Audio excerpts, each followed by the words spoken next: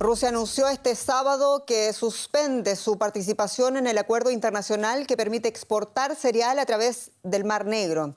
El ministro ruso de Defensa, Sergei Shoigu, dijo que la medida es la respuesta a un ataque masivo de drones contra su flota en la rada de Sebastopol, en Crimea.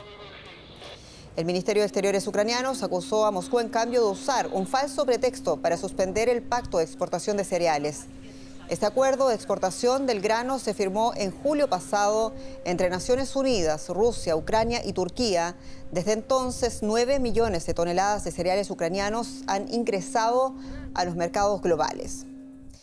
Vamos a escuchar a Ben Hodges, quien es ex general de Estados Unidos y ahora asesor de la organización Human Rights First. Escuchemos. Detener el flujo de cereal afecta a millones de personas. Lo necesitan. Viven en África, Oriente Medio, Asia.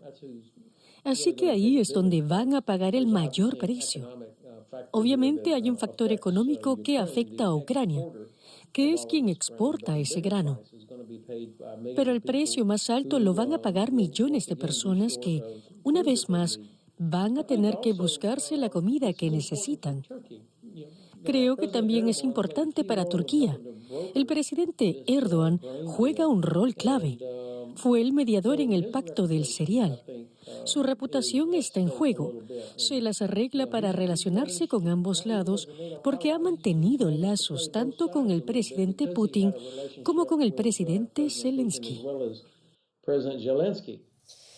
Un anuncio de Rusia que genera naturalmente inquietud internacional y queremos ampliar la perspectiva. Lo hacemos con el periodista Andrés Maurenza en Estambul. Andrés, saludos. Y bueno, la primera pregunta es ¿por qué Rusia ha tomado esta decisión? Bien, el acuerdo que estaba firmado este verano tenía una vigencia de 120 días, así que el 19 de noviembre debía renegociarse una prórroga. La ONU estaba presionando a Rusia, que ya había manifestado antes de hoy en varias ocasiones su disconformidad de cómo estaba funcionando y aunque ahora alega que son razones de seguridad, que no puede garantizar la seguridad de la navegación en el Mar Negro después de este ataque, la realidad es que probablemente Moscú siente que no está sacando ningún beneficio de este pacto, mientras Ucrania sí lo está haciendo. De hecho, se había pactado también retomar la exportación de fertilizantes rusos y esto no ha ocurrido de momento, entre otras cosas porque la principal tubería para la exportación pasa por territorio ucraniano y Kiev no quería que se retomase. Putin también se ha quejado de que los cereales no van a los países más afectados, sino a los más desarrollados, y en cierto modo es verdad, cerca de la mitad del cereal que ha salido de Ucrania a través de este corredor va a Europa y solo un 35% a Asia y África, pero fuentes europeas nos han explicado que lo que ocurre es que buena parte de este cereal que viene a Europa luego es reexportado especialmente al norte de África y a países de Asia. De hecho, me decía esta fuente que este año la Unión Europea ha reducido su importación de cereales ucranianos respecto a anteriores años y de hecho está exportando más a países de Asia y África. Un largo camino para un producto que es de vital importancia. Aquí se habla todo esto, Andrés, como comprenderás, de una crisis en ciernes, pero ¿es una crisis a escala global realmente?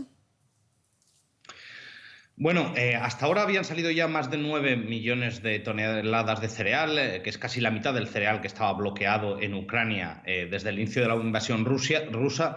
Es decir, que que estaba funcionando muy bien y de hecho aquí en Estambul, donde está el centro de monitorización, hay enormes filas de buques que están esperando a que se les autorice la entrada en el Mar Negro y en el corredor ucraniano. Es decir, como digo, está funcionando realmente bien y los expertos consideran que esto había tenido un efecto positivo porque había servido para aliviar el alza de precios, a reducirla incluso un poco.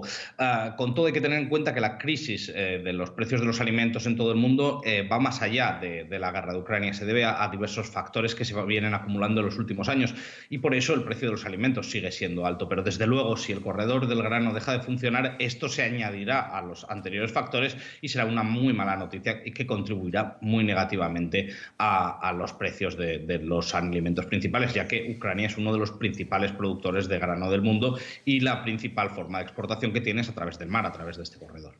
Y luego la gran parte de la responsabilidad de la especulación en los mercados. Muchas gracias, Andrés Maurenza, en Estambul.